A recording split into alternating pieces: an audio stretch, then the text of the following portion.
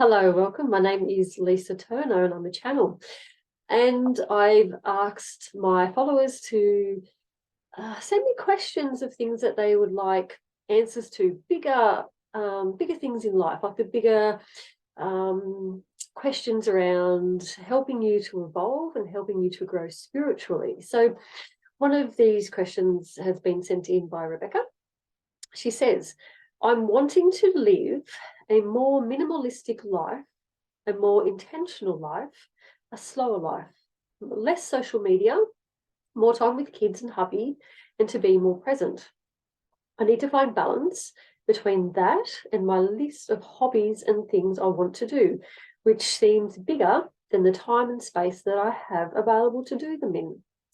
So thank you, Rebecca, for your question. I'll go into channel now and I'll get my team of angels to answer this question for you. Thank you.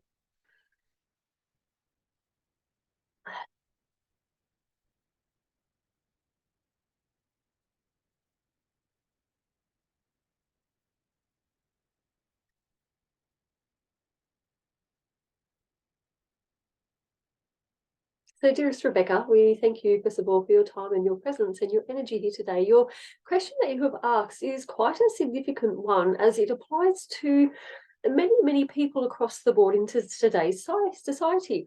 Many people feel under stress and under pressure in that they only have a certain amount of time to get things done, and they feel as if they don't have enough time. They don't have enough time to meet their own needs, meet their partner's needs, meet their children's needs, to keep their house clean, to have fun, keep up with all the work. So pressure around time is quite a significant theme that affects the majority of people today. So more specifically, going to you and to your question, is you're wanting to know how to live a more minimalistic life, less time on social media, and being more present, a slower life, more intentional life.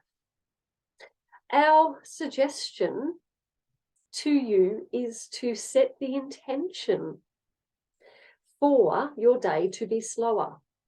Set the intention that you will have moments of peace, moments of stillness, and you will be able to find pockets of time and time within your day to be present, so that you can really, what takes up a lot of people's time and energy is the outer world distractions. You are constantly, not you specifically, but everybody in general, are tending to be much more easily distracted and pulled outside of them, to the outer world around them, to things that are not important and are not relevant.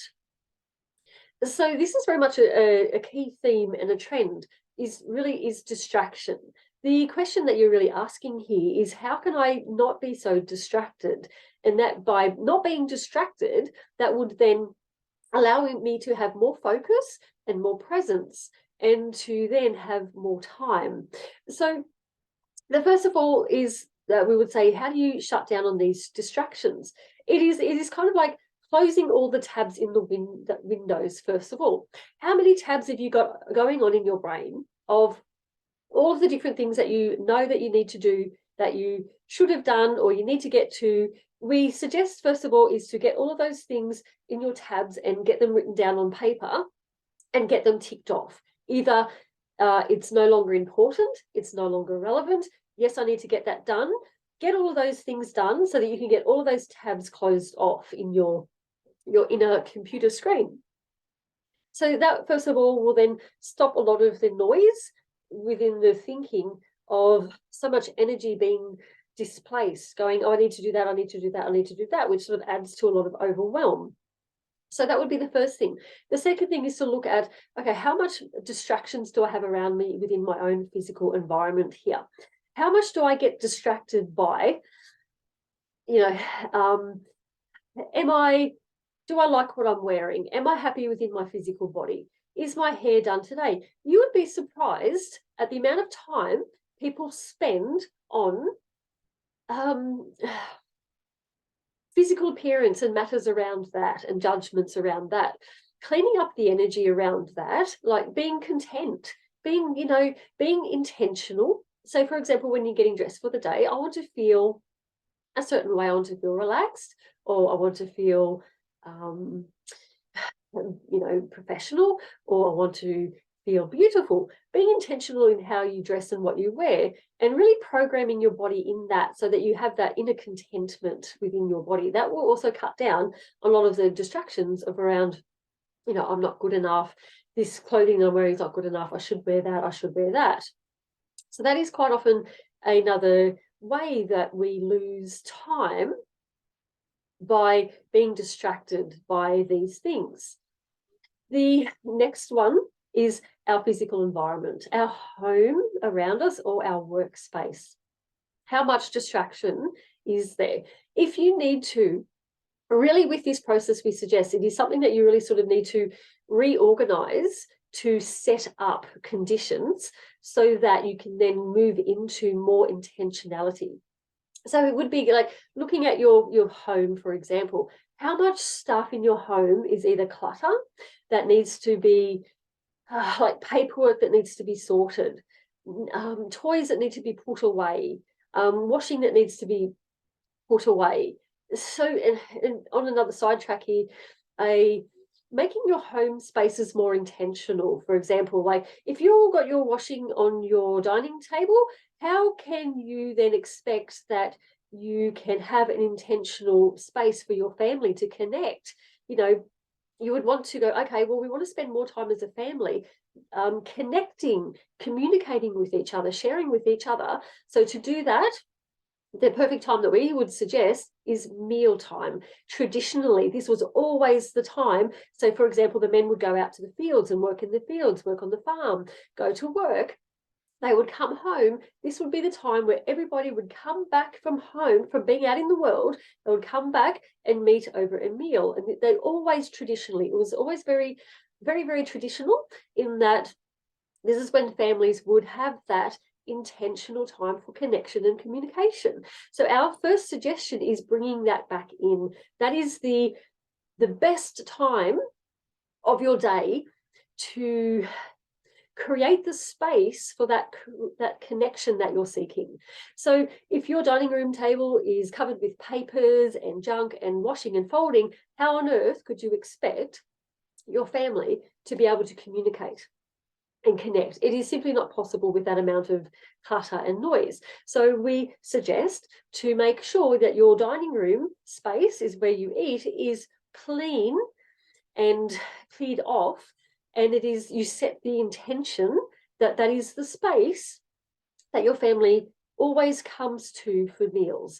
And you make it, you set the intention, you set the space, you set the energetic space, that space where you eat meals, no phones are allowed, and phones are turned off, and phones are left in another room. The TV is turned off. Traditionally, the TV was always turned off. There was never a TV in the room where people sat and ate meals. There was no radio, there was no noise. This would bring about a level of discomfort for people nowadays, because people are so used to having shortened attention spans and having distractions that they would feel like it's almost like an addiction, really, to social media and phones. That to get your family to sit down initially at first may be hard for some of them, because they will be feeling that compulsion to go and check their phone and check social media and see what their friends are doing. So it will take time, because remember, you are creating and building a new habit and a new pattern within your family. So do expect that this will take time, and it will take weeks to get everybody into a familiar routine, that at 6 o'clock, we all sit down at the table. At 6 o'clock, phones go off, TV goes off, noise and distractions go away, and we sit down for half an hour and we sit and we talk, and that's our routine. So it's about creating a new routine. The more within that routine that you can bring through elevated emotions of joy and appreciation and gratitude, for example, will help to prime the nervous system and the body, that they will be receiving that this is a good habit to create and a good habit to be involved in, because there will be a benefit. They will be receiving a physical benefit, like a hit of serotonin or other happy hormones. So make dinner time fun. Make it about, tell us a story. Oh, this funny thing happened to me today. Make it about laughter. Make it about conversation.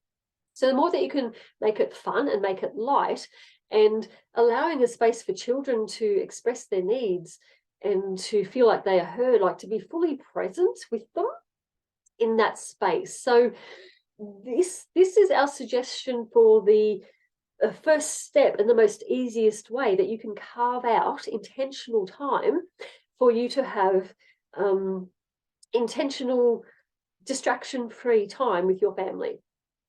So after this, you would then go and look at every room in your house, because the home is, it's an energetic vortex of many, many different functionalities here. Like your bedroom is for sleep and rest. When you feel that you wake up, you feel really well rested and you've had a good night's sleep, that then it not only sets your day up for a much smoother day, but it will also set the energy for relationships and for that communication. So we would then go, okay, we would suggest go to your bedrooms. Do you have electronics in your rooms? Do you have televisions in your room? How much clutter, how much junk, how much laundry is in your room? Make these intentional spaces for yourself and your family, your children, that your bedrooms are, they're always clean, always clutter-free, everything's always put away, because that will set a very clear and clean energetic vibration that will help them to feel safe, help them to feel calm, help to calm their nervous system, help them to help you to connect. Because again, bedtime traditionally within families was the other time where connections were made. Books were rung or songs were said. Even getting all of your 3 children together on the lounge together and reading a book to all 3 at the same time, again, is another perfect opportunity for them to have that one-on-one time with you, or have that special connection time with you as a parent. And then when you put them to bed, there's no distractions, because they need to have that very deep, restful sleep so that they can properly recharge, their nervous systems can down-regulate. So you can also program their bedrooms energetically with the intention that they, whether you want to program it so that they get deep, full sleep, restful sleep, or that you can even say if one of your children is needing extra support, that you can support them unconsciously in your sleep through your nervous system as well. So that would be the next step from after the dinner table, is bedtime. After that, we would suggest as much as possible reducing noise in the house. Noise is what actually is a higher frequency range of clutter in a house, is noise. How much banging and crashing is there? How much doors closing? Again, traditionally, doors were always kept shut because it sort of kept noise down to a minimum, stopped sort of noise traveling and echoes and things like that. And then it is looking at the energetics of the house and the flow of the house. Can you say, for example, if you have a hallway, can you walk through that hallway? Can energy travel through that hallway without hitting things, without tripping over things? These hallways were always you need to sort of look at your home and setting it up with the intention that it is an energetic space. It has an energy and it has a frequency, and you can program your house and it will help you and to work with you. So you can allow the energy to flow through your house, so that if there's any stress in your house, any tension in your house, if there's been arguments or fights or the children are unsettled, this is where you would then sort of make sure that your house is clutter-free and clean and organized, and then the hallways and doorways free and open, so the energy can actually travel through your house and be released from your house. So obviously the practice of smudging or spraying room cleansing sprays would be beneficial. However, the most beneficial thing that you can do is to get the energy moving through your house. This will help clear the energy of clutter. So most of people think, well, distractions and clutter, like physical clutter, toys, papers, dishes, etc., is what causes the greatest disharmony in the home. And we say, actually, no, it's not. It's the energy. It's fights, it's tension, it's stress. So the more that you can move that energy out of your home, the lighter your home will be, the more restful it will be. Once you can do that, then you can go work on decluttering and tidying. You want to make sure everything has a space in its home. Every item in your home has a place, and you get used to the idea of simplicity. Getting back to simplicity, toys go here, books go back here, DVDs go back here. Keeping it really mindful of spaces. The more that you can set intentional spaces. So, for example, your lounge room. The lounge room is a place where you relax. Is it relaxing? That's the space you can have your TV time or video time or mobile phone time. Allow that space. Okay, in this space, in the lounge room, after dinner, from this time to this time, it's free range. You can have that time after dinner, before bed, to do any of that. So it's about setting the intention through your day as to what you do with an allotment of time, what happens in that, and be very intentional with that.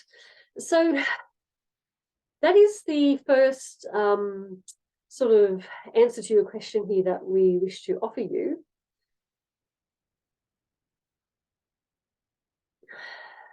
The next question around needing to find balance between all of this and your own list of hobbies and things that you want to do, you seemingly have more ideas of interests than what you have time and space. So again, it comes back to clutter and noise. The more that you can let go of distractions, things that are taking up your time. There's so many people who carry a lot of baggage and carry a lot of distractions and noise, and they're too busy responding, sort of putting out fires in their life to things that aren't important. So we again encourage you to have a look at and go, what is taking up my time during my day? What am I responding to? Instead of being able to free up my energy and being intentional with, and asking yourself, okay, if I'm constantly responding to a hungry child and she's always hungry at this time, okay, well, I need to get a system in place. Okay, I know at this time that she's hungry, so I'll be prepared for that. So we say to you, first of all, have a look at your day, have a look at what you're responding to. You will see patterns in your day of what you are responding to. And then we will say, okay, have a look at that. And can you put in a system or organization or structure to help deal with that so it doesn't take up so much of your time? And then, again, having your home set is going to be the thing that will free up. So many people spend, though, so much of their time and energy being distracted by housework and being busy and drama because they don't know what it is that they actually want to be doing. So there is an internal feeling inside of them that they are trying to avoid.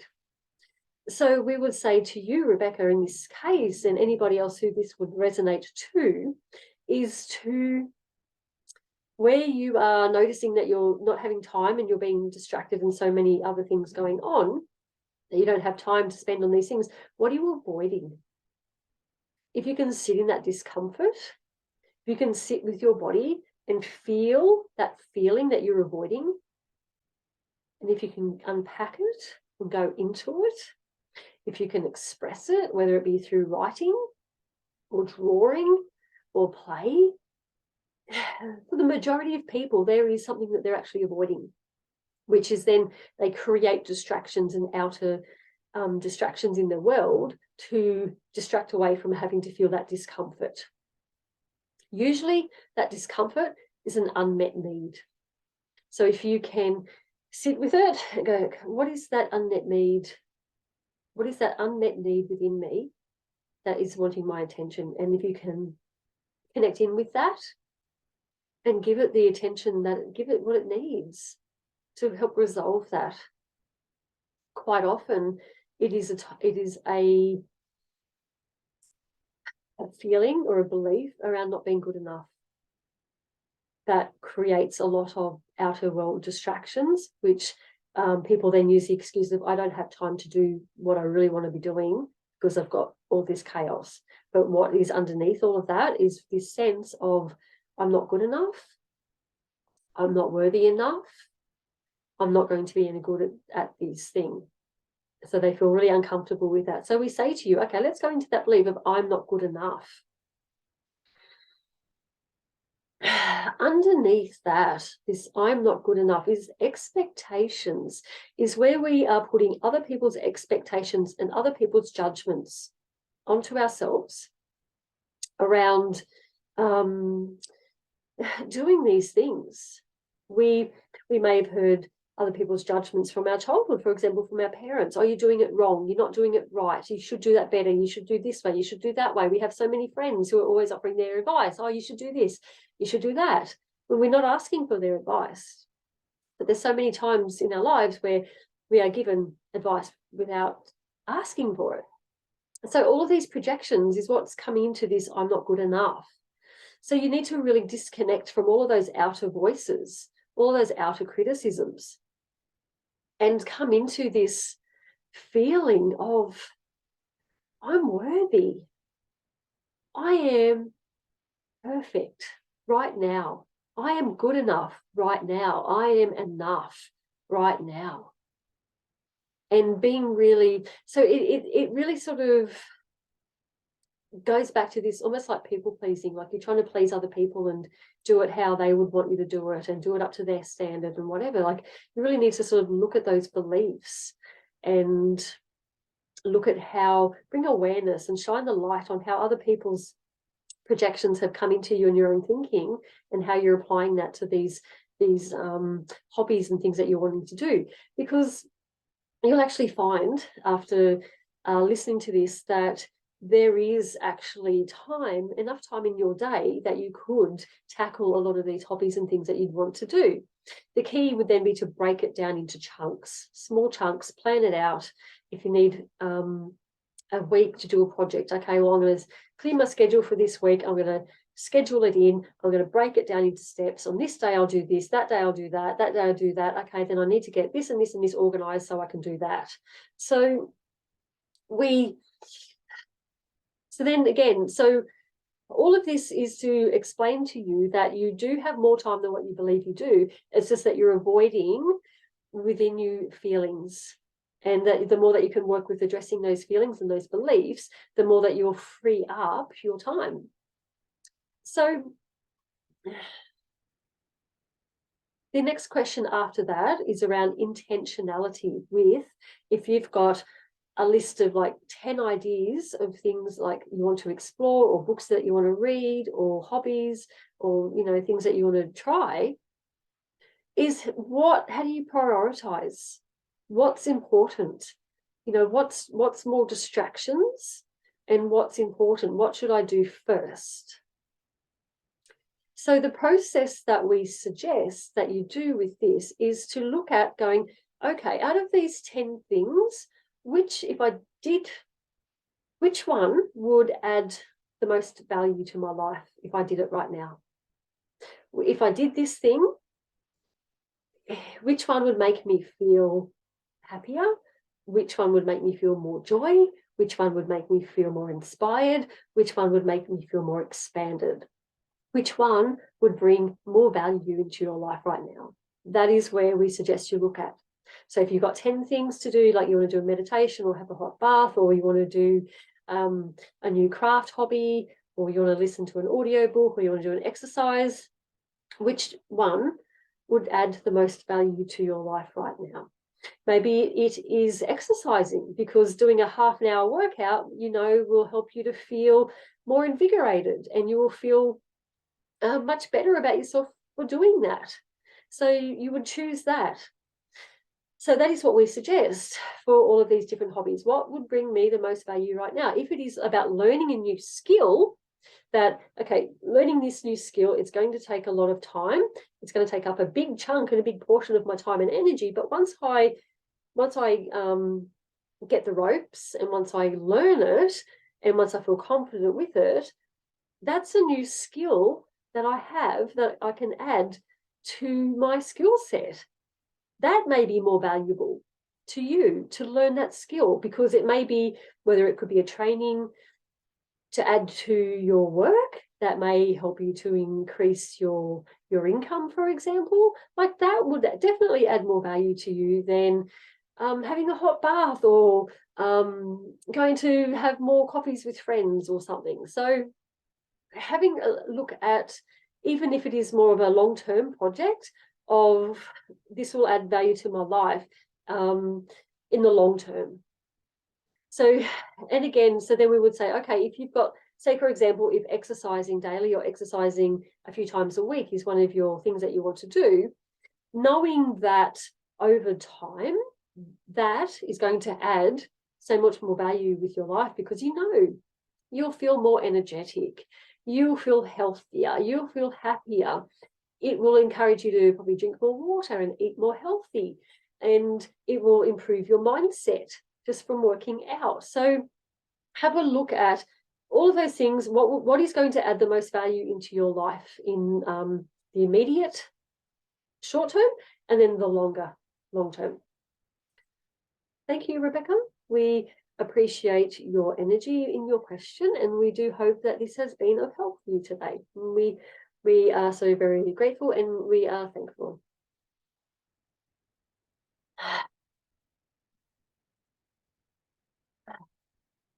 Thank you. Thank you very much for watching. I appreciate you. If you would like to find out more about what I do, please head to my website, lisaturner.com.au, or have a look in my links in my channel to find out more about what I do and how I can help you. Thank you.